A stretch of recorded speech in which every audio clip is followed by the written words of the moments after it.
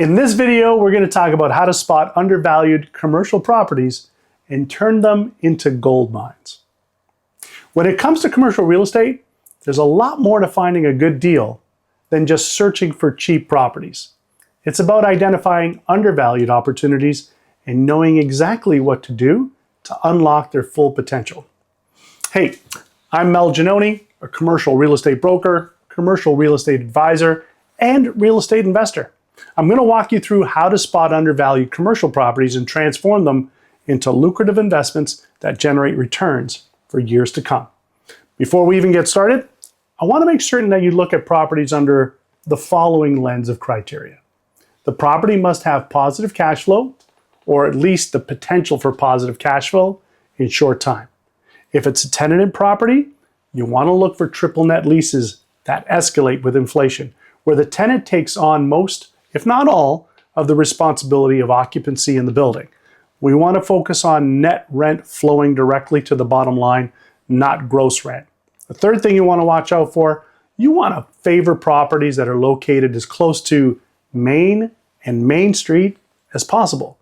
Look for properties that have prominent exposure with accessibility to infrastructure and amenities. And lastly, the property and site conditions must be clean and relatively free from costly repair or remediation.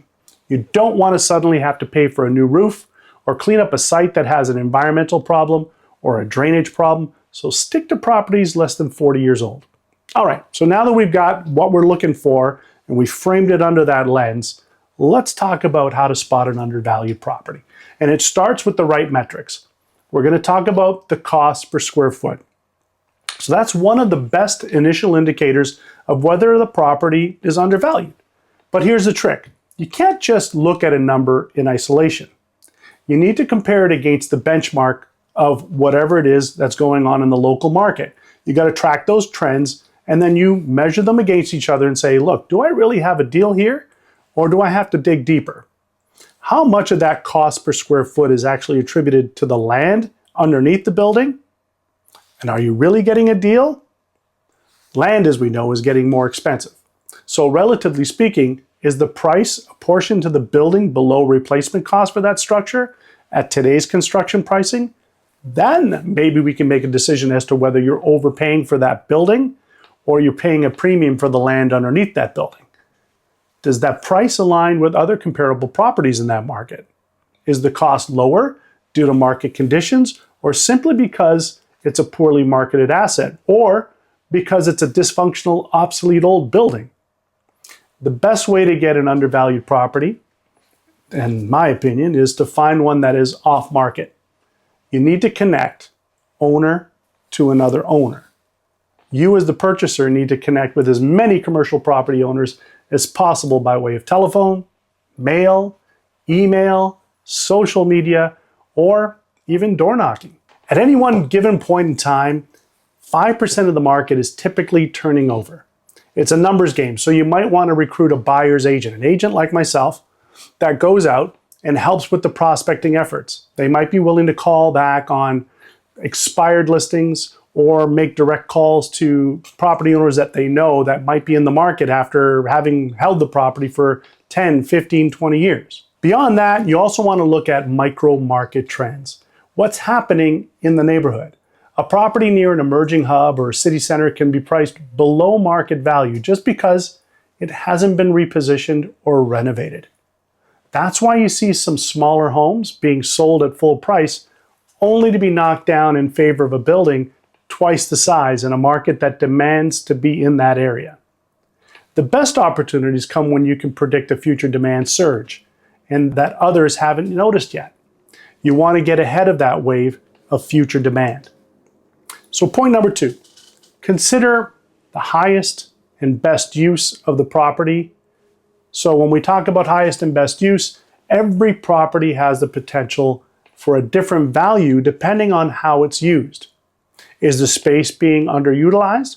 Can it be easily switched to a use that commands higher rents or lower operating costs? Either way, you can drive more profits. For example, can you convert an office building into a multi-family property which may have exponentially higher demand? or add retail on the ground floor to diversify the risk and optimize the rents. Maybe the property has excess land in which you can expand building coverage, more square footage that you can rent. Maybe you can boost property value through additional streams of revenue, create a retail pad at the corner of the lot, or secured outside storage at the back of the property, or paid parking along the outer perimeter of the site. These shifts aren't just about creativity. They're about maximizing income potential, and that's how you look for undervalued opportunities. You've got to do your own research in zoning laws and municipal plans. Ensure the property is zoned for your intended use, after all, or has the potential for rezoning the property for a higher value use. Check for any land restrictions, easements, or environmental issues that could limit what can be done on the site. If you have an idea of taking a corner site with an existing convenience store on it, let's say, and want to convert it to a dry cleaner or an automotive repair shop or a car wash or a gas station, you're going to find resistance at the residential level from your neighbors, and likely on the municipal approval level as well, unless zoning already complies with that use. Vice versa, if you're looking to buy a property with a lease already in place, check to see if the existing lease use complies with zoning. Otherwise, you're overpaying for a property and exposing yourself to unwanted risk. The bottom line, if you can change the use of a building to something with a higher demand, you could see dramatic increases in the profitable cash flow and the appraised property value. That's important when it comes down to refinancing down the line. This leads me to point number 3, watching macro and micro economic trends. Sometimes timing your prospecting for a building is another critical factor. You need to keep your eye on the macroeconomic indicators as well as those micro conditions that we were talking about. Things like interest rates, inflation, and GDP growth, rising interest rates. This often leads to distressed sellers and therefore lower property prices. That spells an opportunity. Having said that, higher borrowing costs could affect your return. So your strategy must adapt to a changing market as well. But it's not just about the national trends. Local and regional development plans could be a game changer. If you spot a submarket, let's say a neighborhood within a town that's experiencing job growth, planned development, new infrastructure, or upcoming gentrification of a neighborhood, you're ahead of the curve because that'll increase a property's value in the future.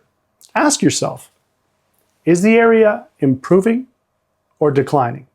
To find out, study the local population size, the income levels amongst that population, and the growth trends.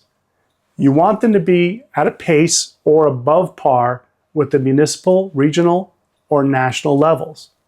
But you don't want them to be in decline or below the national average. Tenants will pay a premium to be located in a stable or growing market, especially in up-and-coming markets where the competition hasn't already grown to saturation.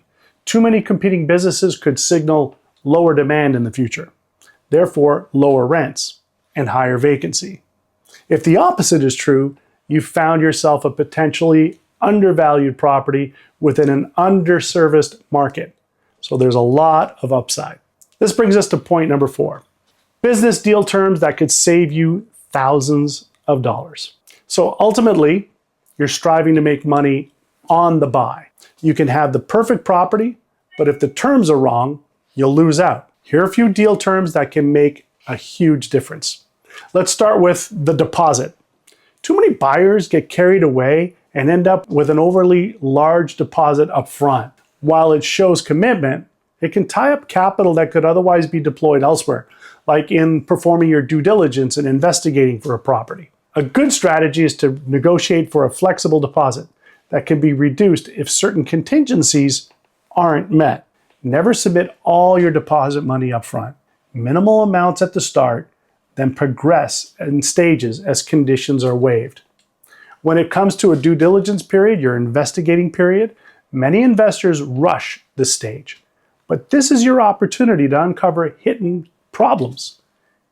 Get the most time possible for those inspections, reviewing tenant histories, and checking for any zoning or legal issues.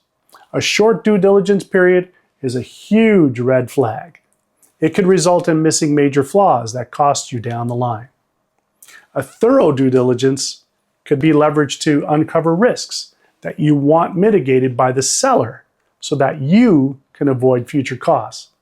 Perhaps you can use those findings to drive down the sales price and gain guarantees from the seller that would increase the value of the property. For example, you might find a good portion of the leases in a building are expiring next year, so you make it a part of the deal that the ultimate price is based on a certain level of occupancy, or that the seller ensures, let's say, at least 95% full by the time you get it. Now, here's a contentious one: financing. This is where a lot of deals fall apart. If you can secure favorable financing terms, say a longer loan term or lower interest rates or a flexible repayment schedule, you can save thousands, even millions in long-term costs. Always get pre-approval from multiple lenders to see where you can get the best deal.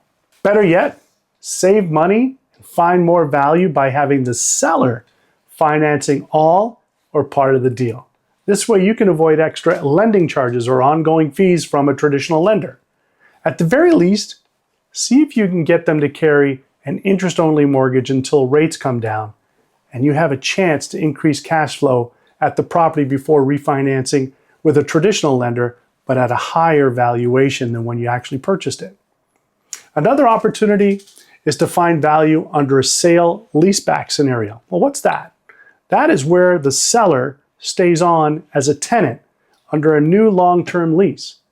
Having a fully leased building is more valuable than a vacant building, which means bank financing is more easily attainable at cheaper rates because there's less risk. Speaking of risk, having an occupied building from day one means your insurance risk is less. Therefore, your insurance costs should come down. Point number 5, lease-up strategy and negotiation tactics. Once you've closed on the property, the next step is filling it up with tenants. The lease-up process can make or break your return. If you're buying an office or retail property with existing vacancies, it's important to have a tenant leasing strategy that includes incentives, lease terms, and tenant improvement allowances that are competitive, but don't drain your resources. And don't forget the lease terms. Tenants want flexibility, but you want to ensure rent escalations, renewals, and term lengths align with your investment goals. A bad lease structure can lead to vacancies, unpaid rent, and ultimately a much lower property value. Point number 6. Let's be honest. Not all deal terms are negotiable, but some are absolute must-haves. One of the most contentious terms you'll encounter is the purchase condition.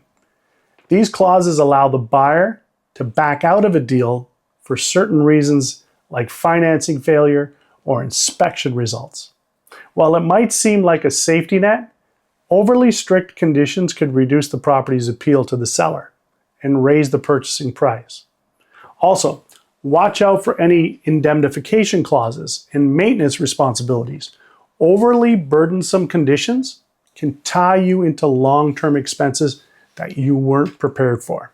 And finally, point number 7, the best strategy to find lucrative investment opportunities. So how do you spot a very undervalued property? It's all about doing your homework. Using a data-driven approach, you can get that from your local real estate agent. They'll be more than happy to provide you with all the data you need to make your decisions, so long as you're working with them. So use that data-driven approach. Look at vacancy rates, rental growth projections, and local market changes. Be patient, but also ready to move quickly when you see the right opportunity. The best deals often come from off-market properties, so network with other brokers, investors, or property owners and get a feel for what's happening on the ground. And remember, spotting an undervalued commercial property isn't just about luck. It's about strategy, knowledge, and timing. Get the deal terms right, understand the metrics of the market, and align your investment with the market trends that are happening for the future. With the right approach, you'll not only spot these golden opportunities, you'll turn them into gold mines. Thanks for watching. If you're interested in diving deeper into any of these strategies or need help with your commercial real estate investments, reach out. I'd love to help you.